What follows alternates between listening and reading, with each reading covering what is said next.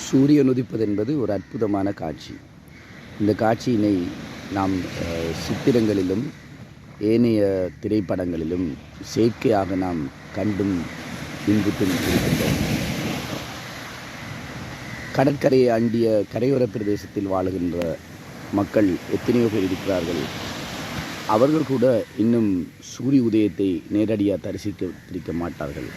அவ்வாறான ஒரு சூரிய உதய காட்சியை நாம் எமது நேயர்களுக்காக நேரடியாக இப்போது நாம் தருகின்றோம்.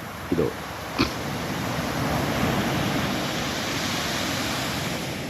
சூரிய உதயத்துக்காக கொடுக்கப்படுகின்ற நேரத்துக்கு சற்று முன்னர் இருக்கின்ற வானத்தையே இப்போது நீங்கள் காண்கின்றீர்கள். அந்த வானம் செவ்வானமாகவே காணப்படும். அந்த செவ்வானத்தினுடைய நிறத்தின் அடையாளம் என்பது சூரியன் வருவதற்கான ஒரு அறிகுறியினை வானத்திலே முதலிலே தீச்சுகின்றன. அதன் பின்னரே சூரியன் தன்னுடைய உதயத்தினை வெளிக்காட்டுகின்ற ஒரு நிலையினை நாம் காணுகின்றோம். இப்போது அந்த கடலிலிருந்து அண்மிய அந்த பிரதேசத்தில் இருக்கிற வானம் செவ்வானமாக காட்சி தருகின்றது.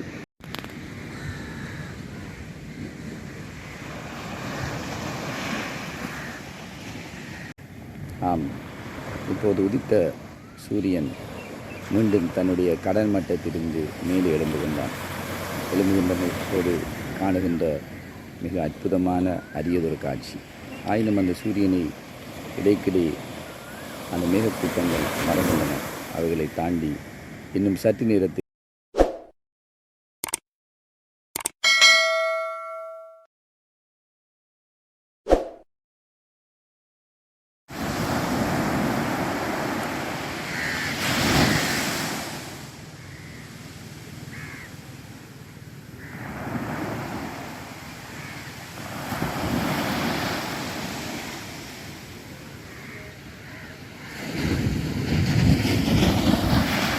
சூரிய உதய காட்சி என்பது இறைவனுடைய அற்புதமான வெளிப்பாடுகளில் ஒன்று.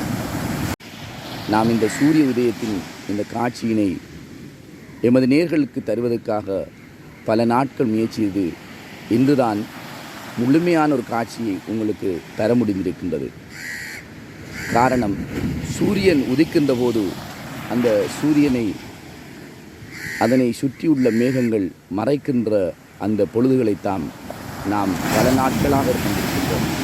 இன்றுதான் அவைகளற்ற ஒரு ஒழுங்கான ஒரு சூரிய உதயத்தை நாம் உங்களுக்காக தருகின்றோம். இதோ ஆம்,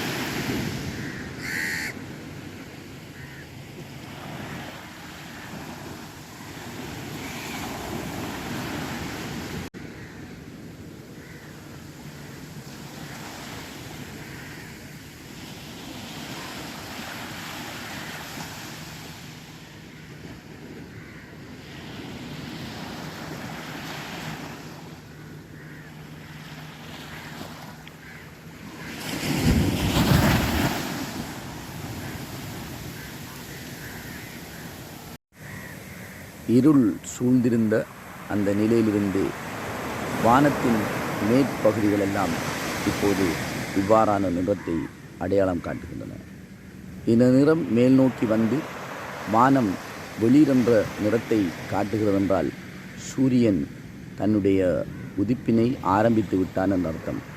ஆனாலும் மேகக்கூட்டங்கள் மறைத்திருப்பதன் காரணமாக சூரியன் உடனடியாக நமக்கு தென்பட மாட்டான். இப்போது சூரியன் உதித்தனுடைய அடையாளம் முன்னர் இருந்ததை விட கடலுடைய நிறம், அந்த கடலை அண்டிய பிரதேசங்கள் எல்லாம் இப்போது வெளிரென்ற நிறத்திலே காணப்படுவதை நாம் இப்போது காணுகின்றோம்.